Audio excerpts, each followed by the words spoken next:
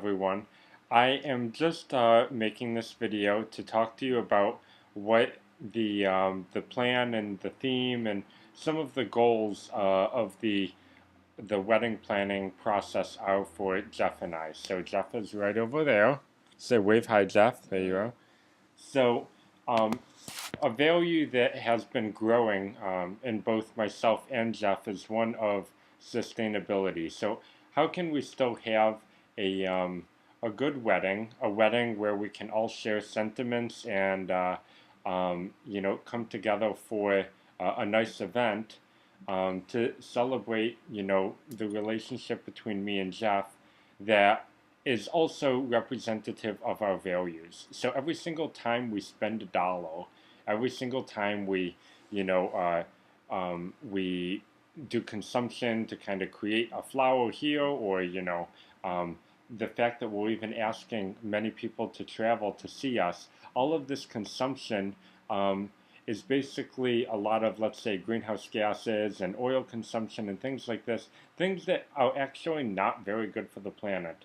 But we are still asking people to come. So what can we ask people to do that's sort of not so much in that scope? So many of the people who are listening to this right now are members of the wedding party and and things like this, want to do crafty things and want to participate because you support the bond between Jeff and I. We really appreciate that. In fact, that's why we want you to be in our wedding party. That said, we don't want our sentiment of our wedding to be tied to a $10 tchotchke or something that we bought from the store. Now, we understand that a tchotchke or whatever kind of decoration, it only has meaning insofar as we've put meaning into it. So if somebody does want to make some form of decoration or a corsage or a flower bouquet, then we ask the party to kind of really look at this and say, what is the impact of this? So if you are taking flowers from the grocery store and buying them, that's sort of not the type of thing that we were really looking for, because that really is not a sustainable industry that we think is very important to us. But if you had a flower that was growing in your garden, and instead of choosing to enjoy that flower as you walk into your home, you choose to clip that flower and put it into a corsage that you would like to wear at the wedding, then by all the means you should do that, because you've grown that flower for your own personal enjoyment. And if you'll enjoy it more wearing it on your body instead of on the entrance of your house, then that's what you should do.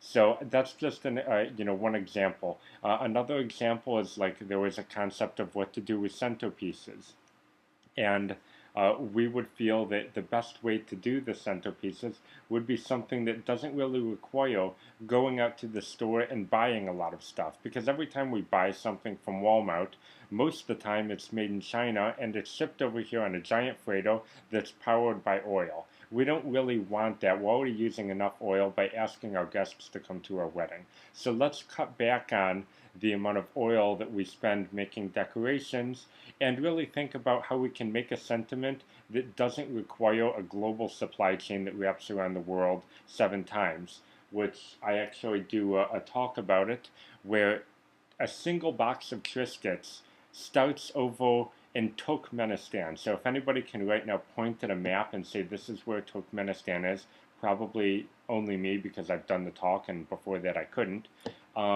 then maybe we have the right to request goods from Turkmenistan to be shipped around the world for us. But that's not really the theme of the wedding. So I hope that this video makes sense and everybody can respect the wishes that we have to make a wedding that has just as much sentiment, or maybe more sentiment than it might otherwise have, but doing so without actually going to the store and buying a bunch of stuff to try and put those sentiments together. How can we do that with what we have left over at home that's just been sitting around anyway? So thank you for listening to this, and I look forward to seeing everybody if not sooner, then on July. So bye. Goodbye, Jeff.